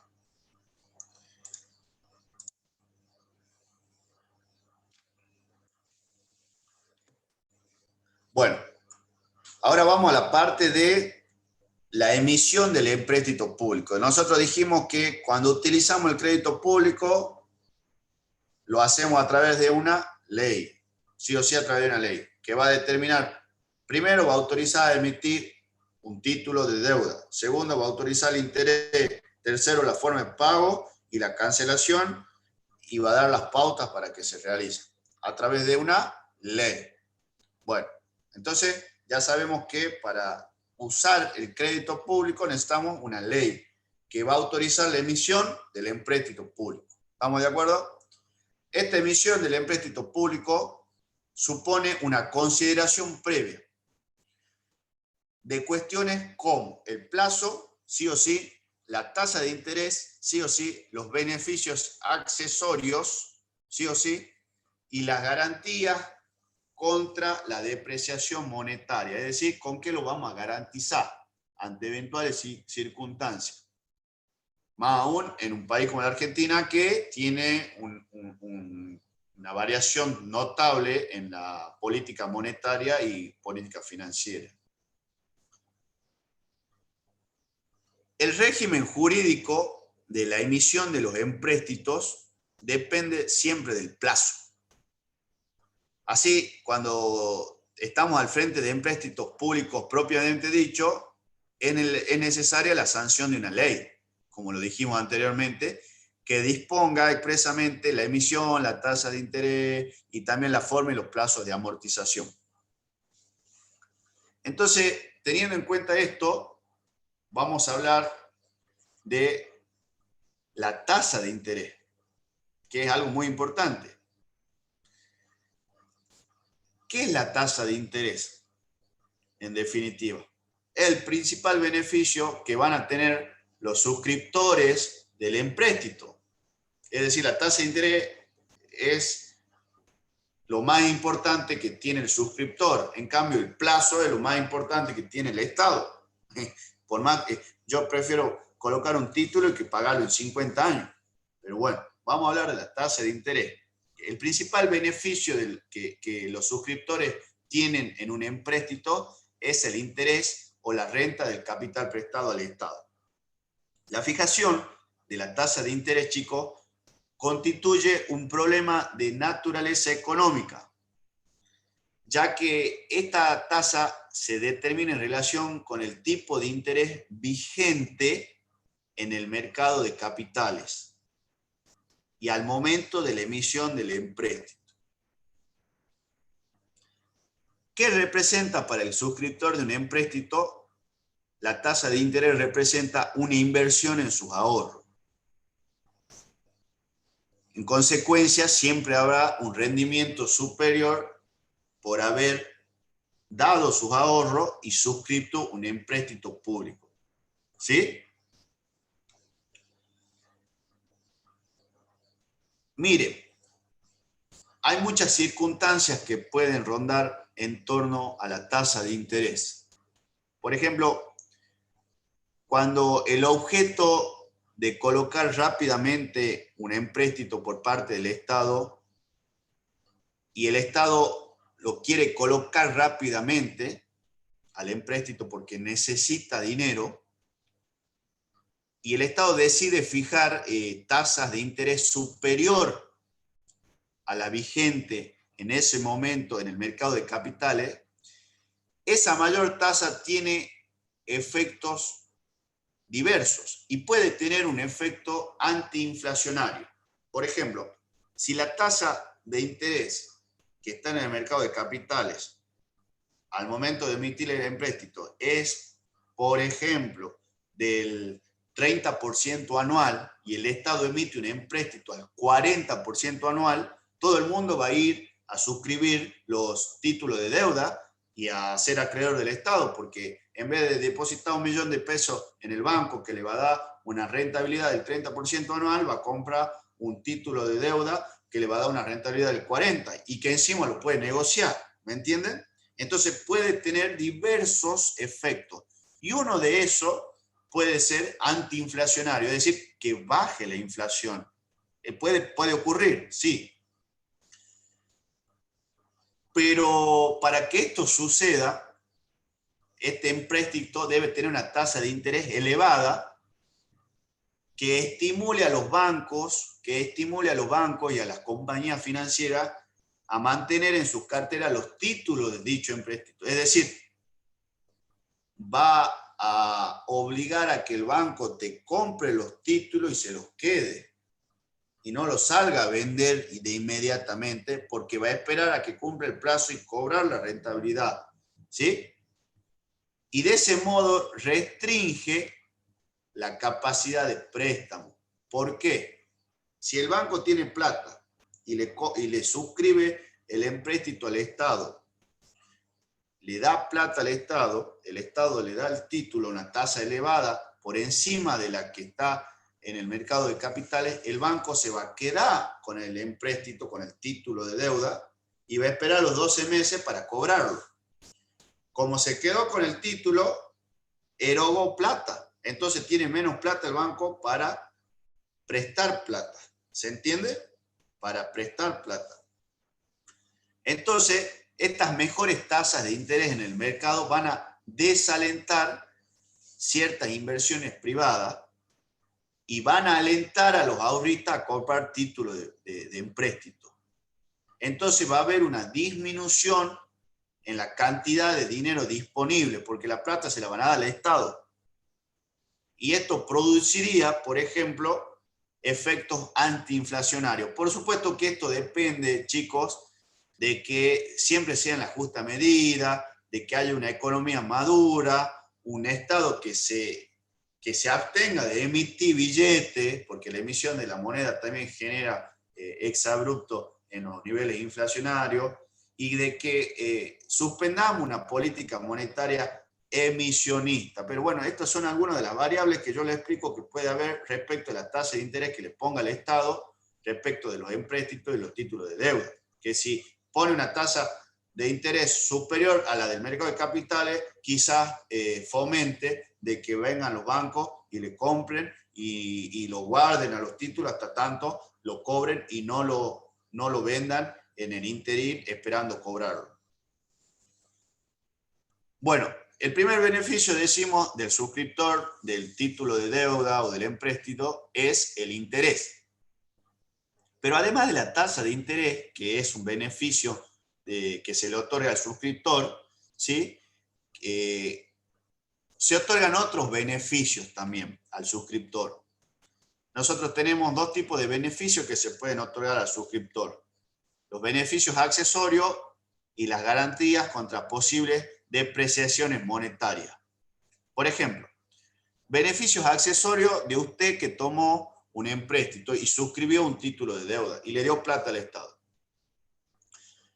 El primer beneficio accesorio que puede tener se llama emisión bajo la par, que eso lo nombran mucho en la tele, en los noticieros. En este caso, los suscriptores, usted que suscribió, va a pagar por su título menos que su valor nominal. Es decir, no solamente que usted va a recibir una tasa de interés, sino que va a pagar menos que su valor nominal. ¿Sí? Ese es el primer beneficio. Y el segundo beneficio en términos accesorios es que está exento de tributos, porque los intereses y las utilidades que se obtienen porque usted suscribió un título de deuda están exentas del pago de todo impuesto. Va a ser un beneficio que le va a otorgar el Estado hacia usted para poder incentivarlo a que usted suscriba títulos de deuda. Y la segunda clasificación de otros beneficios que se le otorga al suscriptor, más allá de que el valor no es nominal, está por abajo, de la tasa de interés, de que está exento tributariamente, es que se le otorga garantía ante una eventual depreciación monetaria. ¿Me entienden? Entonces, en este caso, se puede garantizar. En el caso de la provincia de Salta, lo garantizó con la coparticipación nacional. Entonces, si el Estado provincial no paga, va contra la coparticipación y la retiene en la fuente. Pero en otros casos, puede el Estado nacional garantizar con el oro, que puede tener los lingotes de oro en el Banco Central o en el Tesoro de la Nación Argentina. ¿Me entienden? Entonces, ante posibles fluctuaciones monetarias, lo paga en oro, porque el oro mantiene su valor internacional. Y es una garantía contra una posible depreciación monetaria. Bueno, ahora vamos a qué procedimientos pueden haber para la colocación de esos títulos. Ya dijimos que cuando utilizamos el crédito público, lo hacemos a través de una ley, porque nos tienen confianza y la ley estipula la tasa de interés, autoriza la emisión de títulos, la forma de pago, la modalidad y todas las cuestiones accesorias. Ahora vamos a ver cuáles son los procedimientos para colocar ese título que ya fue emitido por ley y autorizado, ¿sí? Los títulos de un empréstito público pueden ser colocados o negociados mediante diversos procedimientos y los más utilizados son los siguientes. El primero más utilizado es la participación de bancos, que participen los bancos, y pueden darse de dos modalidades. Primero, cuando los bancos toman parte o toda la emisión de los títulos. Es decir, nosotros que somos Estado emitimos el título, tenemos la participación de los bancos y los bancos toman esos títulos en todo o en parte. ¿Sí? Es decir, suscriben los títulos los bancos, las entidades financieras. Entonces, la entidad le entrega al Estado el importe de los títulos y asume el riesgo de su posterior colocación en el público. ¿Me entienden? Vamos de nuevo. Para colocar, ¿sí?, los títulos en el mercado, los métodos más utilizados son los siguientes. El primer método es a través de la participación de los bancos. Y puede darse de dos formas con la participación de los bancos. La primera es cuando los títulos son tomados por los bancos, ¿sí? Y el banco lo compra y asume el riesgo de colocarlo al público. Lo puede hacer. Esa es la primera variable, ¿sí? La desventaja para el Estado es la exigencia por parte de los bancos de una venta por abajo del valor nominal de los títulos, por el riesgo que asumió y por la necesidad de recuperar la plata. Es el riesgo que puede correr el Estado. ¿Sí? Cuando hay participación de los bancos y los bancos lo toman en todo o en parte, el banco asume la obligación de colocarlo hacia el público y tiene sus ventajas y sus desventajas, el Estado y el banco. Y la otra modalidad con participación de los bancos es cuando el banco actúa solo como intermediario, cobrando una comisión. Esta modalidad, que es la más atractiva y la menos riesgosa para las instituciones bancarias, porque no solamente se elimina el riesgo propio de la primera, es decir, que el banco se quede con todo y asume todos los riesgos, o que el banco empiece a ponerlo al público y por la desesperación de contraer plata lo venda a menor precio del que lo contrajo, sino que usualmente el banco, como es intermediario, va a acordar con los suscriptores del título, es decir, con el público, con ustedes, con ustedes que están viendo y que tienen plata y quieren invertir, ¿sí?, va a acordar la custodia de esos títulos y posteriormente le va a cobrar un interés. Le va a cobrar un interés cuando la persona cobre ese título.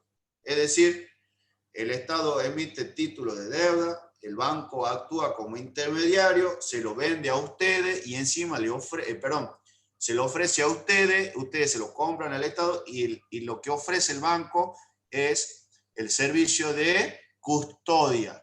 Y cuando ustedes los cobren, él se va a quedar con un porcentual. Creo que eso es lo más llamativo y que le conviene a los bancos.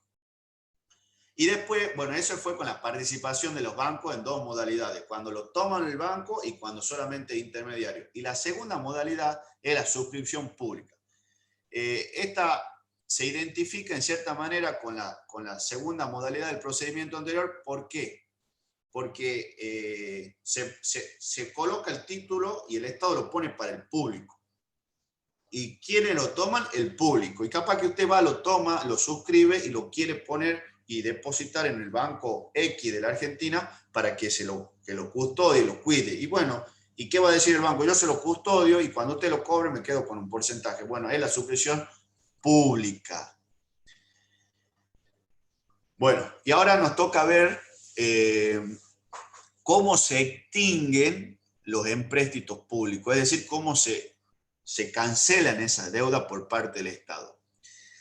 Las obligaciones que contrae el Estado como consecuencia de un empréstito público pueden quedar extinguidas por 3 vías. Esto presten atención porque es pregunta de parcial y pregunta de final.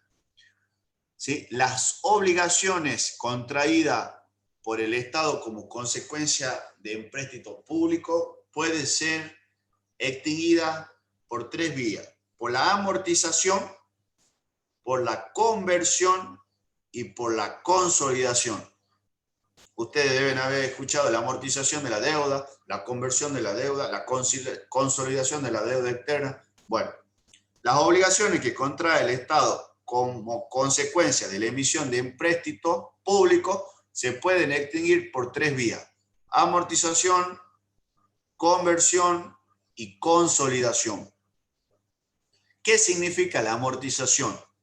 La amortización consiste en el pago, en el reembolso o en la devolución del capital prestado al Estado. Es el medio normal de extinción de las obligaciones que derivan de la colocación de títulos de deuda. Y usted puede tener 2 tipos de amortizaciones: la amortización obligatoria y la amortización facultativa. La amortización obligatoria es aquella que el Estado se compromete a efectuar en una o varias fechas prefijadas sin adelantar tales pagos. ¿Me entienden? La amortización obligatoria es cuando el Estado se comprometió a efectuar una o varias fechas de pago prefijadas. En el caso de la deuda externa de la provincia de Salta,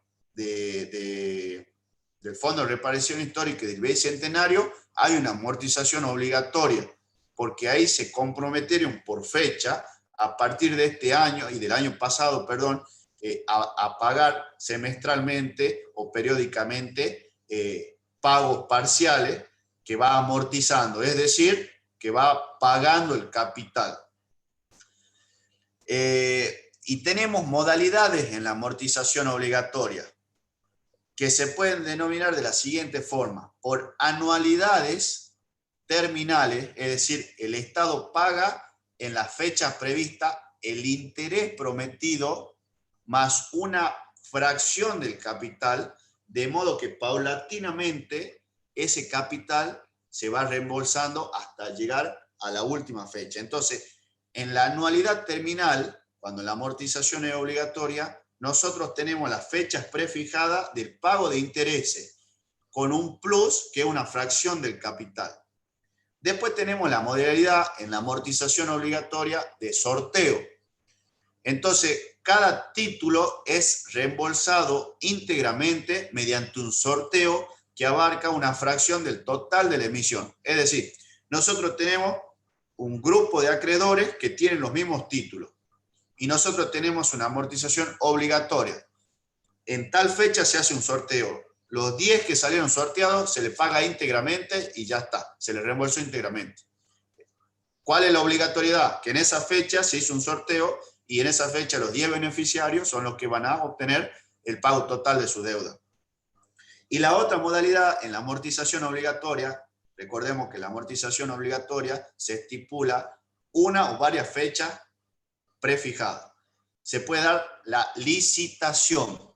Se llama a los tenedores para que hagan ofertas de rescate, ¿sí? Y son aceptadas las más reducidas. Es decir, se puede estipular una fecha concreta de pago y además llamar a licitación y decir quién quiere hacer el rescate de la plata que puso. Entonces,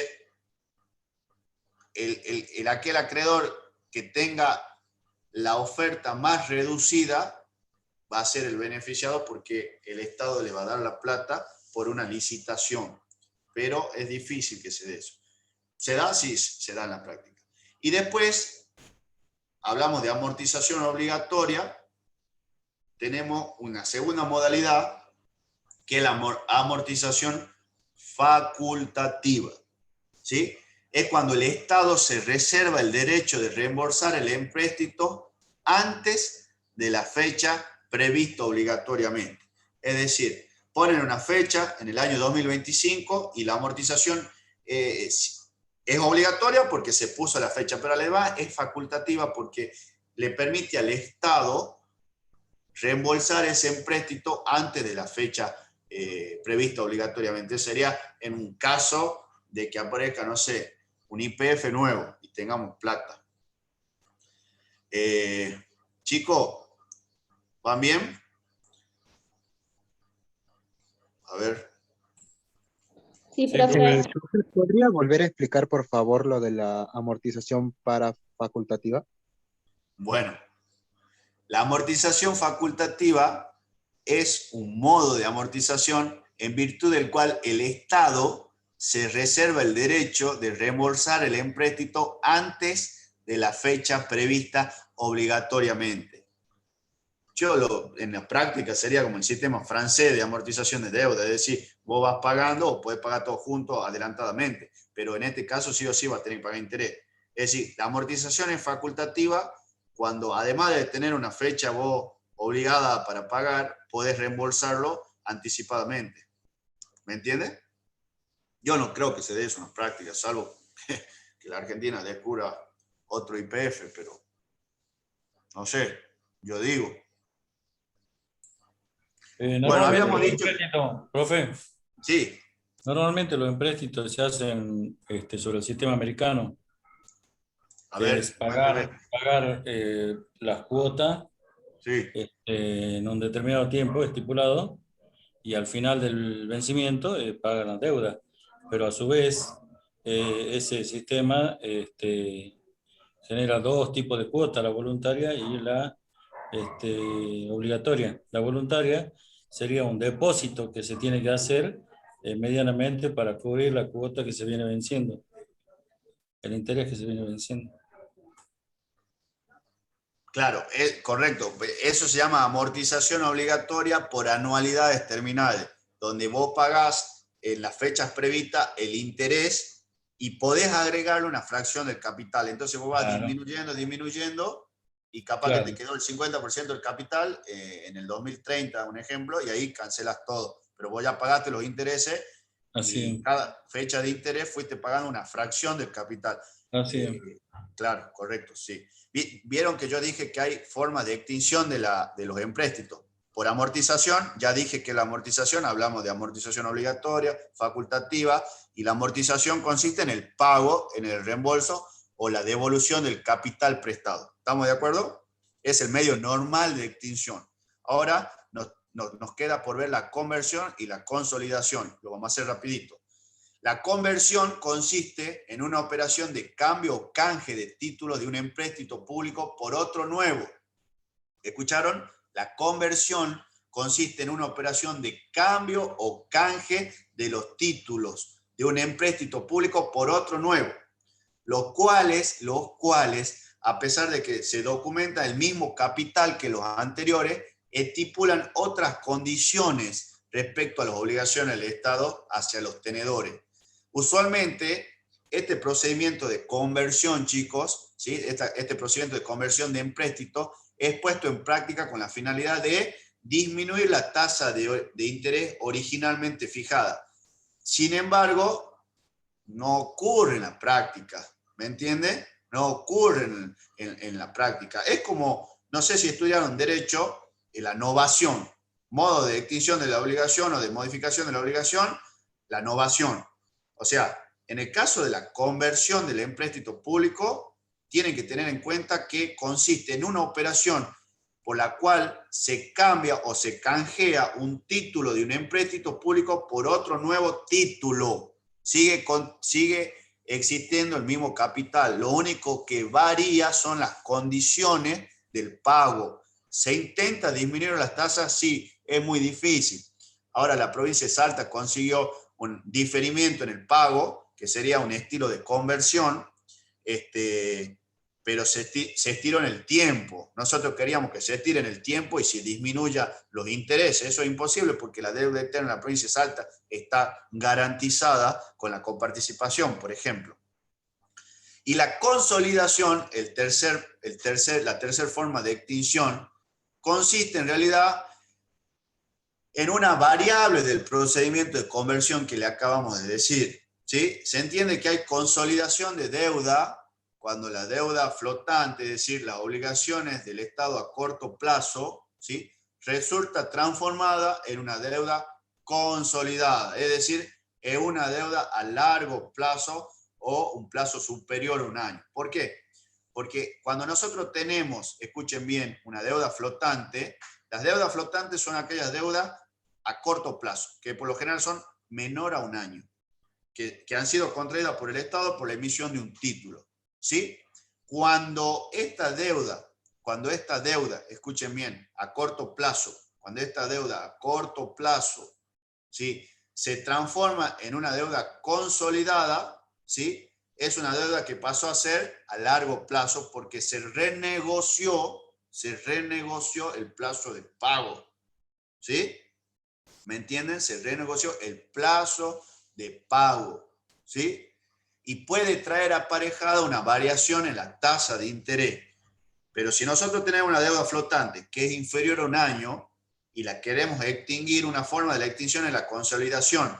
Vale decir, es una variable de la conversión, porque pasamos de tener que pagarla en un año a tener que pagarla en 2 o en 3, entonces ya modificamos el plazo y modificamos seguramente el interés y se consolida la deuda porque pasa a ser superior a un año. ¿Se entendió?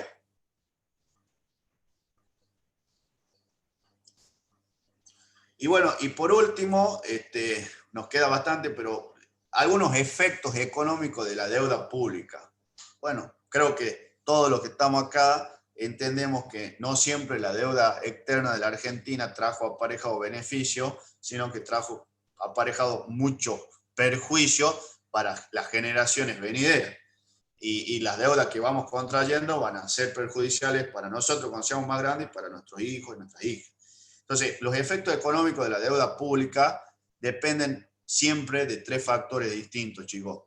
De la estructura de la economía reinante en el país, en el momento de la obtención o de la emisión de los títulos y en el momento de pagar esa deuda, dependen del empleo y depende de los medios que se utilizan para la amortización y el pago de interés. Respecto de la estructura y de la coyuntura de la economía existente, tenemos que ver si se trata de una economía que está madura o en vías de desarrollo, y además si se halla en esta economía en la posibilidad de expansión, ¿sí?, no de depresión. Entonces, dependiendo de eso, va a ser beneficioso el efecto de la deuda pública, porque si estamos en un procedimiento, en una economía que está en expansión y no en depresión, se entiende que ese crédito que se contrajo se invirtió en inversiones para fomentar la producción regional y aumentar las exportaciones y disminuir las importaciones, porque entendemos que los créditos son en deuda externa, en moneda externa, y necesitamos que ingresen divisas. Por eso hoy el Estado Nacional está tan riguroso con las exportaciones de soja, de trigo, de maíz, porque quiere que se exporte legalmente porque es la única forma que tiene de que ingresen divisas extranjeras para poder pagar los intereses de la deuda externa. ¿Se entiende? También depende del empleo, cómo se emplea los recursos que provienen de los empréstitos. Vuelvo a repetir, lo esencial sería que la deuda externa que se contraiga o la deuda pública que se contraiga sea destinada a fortalecer el desarrollo de las economías regionales para aumentar la producción y empezar a vender productos o servicios al exterior para que ingresen divisas. Y nosotros dejemos de importar servicios o productos. ¿Sí? Y también va a depender mucho de los medios que se utilicen para su amortización y para el pago de intereses. ¿Sí? Por ejemplo, mire, los medios utilizados para la amortización y el pago de intereses son infieren mucho en los efectos de la deuda y infieren mucho en la economía. O sea, si en la Argentina levantan los impuestos internos para poder recaudar más y con eso pagar una deuda, en vez de recaudar a través de la producción de bienes y servicios, nos va a perjudicar a todos los argentinos y la Argentina, algo parecido a lo que venimos viviendo los últimos 30 años.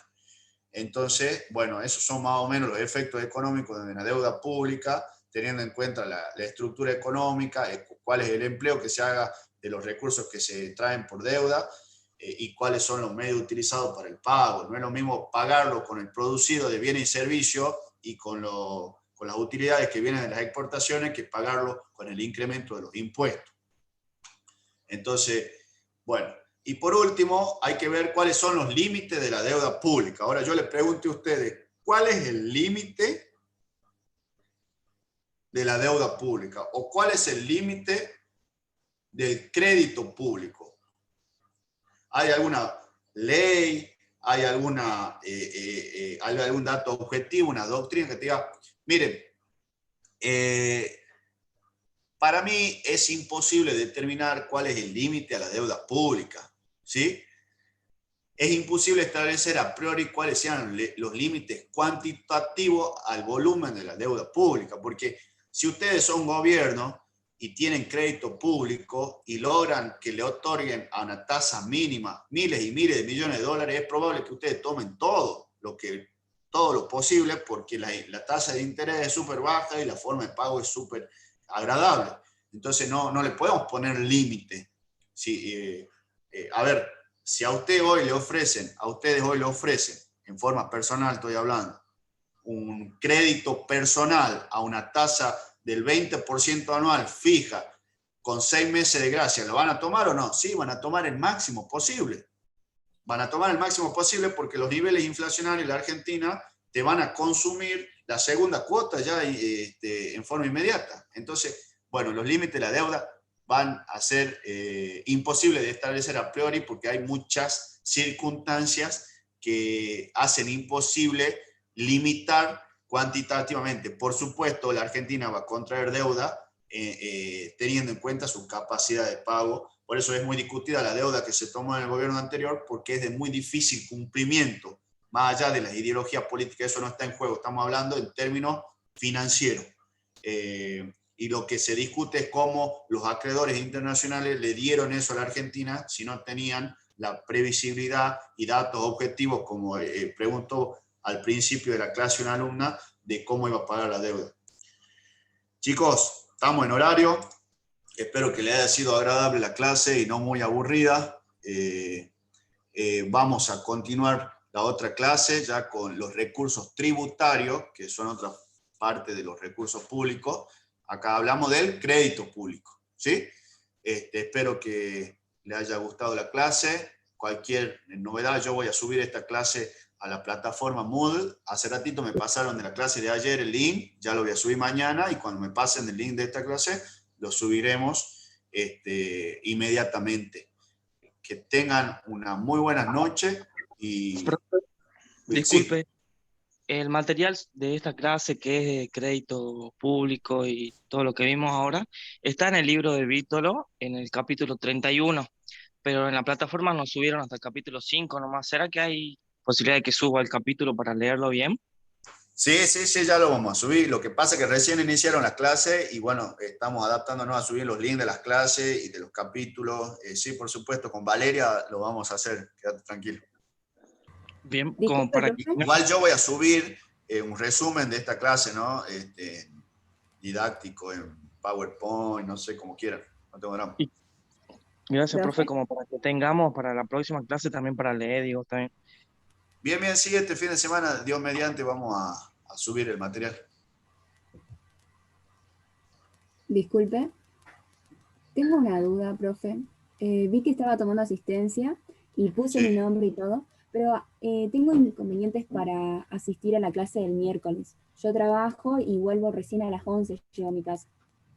No sé Mire, si es ahí obligatorio. yo no tengo ningún problema. Si mando un mail al grupo de profesores y justifica, no hay ningún problema. Creo que lo hizo otra joven anteriormente, pero por excepción, de todas formas, las clases esta o las próximas las vamos a subir y el material. Pero bueno, es muy importante que tomen las clases. Yo entiendo tu situación particular y laboral, entiendo profundamente, pero bueno, traten de tomar las clases porque es una de las últimas materias que les queda y de acá salen muchas preguntas de parcial y de final. Así Claro, que sí. bueno. Le hago una pregunta. ¿El mail del grupo de profesores que me decía, cuál es? Están nuestros mails, están en la plataforma Moodle, tanto de la Ok. contadora EWES como de la contadora Siemens de Bierke o Galé, o el mío, están ahí, porque a nosotros Ok. nos mandan continuamente, están nuestros mails ahí. Si Buenísimo. entras, te vas a fijar en los datos nuestros y nos mandan ahí. Bueno, muchas gracias. Que tenga buenas noches. Nada. El programa están los 3 mails. Empieza el programa con los mails de ustedes. Bien. Bueno, chicos, alumnas, alumnos, gracias por la atención. Nos vemos en la próxima clase, a disposición para consultas. Y no dejen pasar esta materia, vayan leyendo porque es muy larga, ya varios que están acá saben. Nos vemos. Chao. Buenas noches.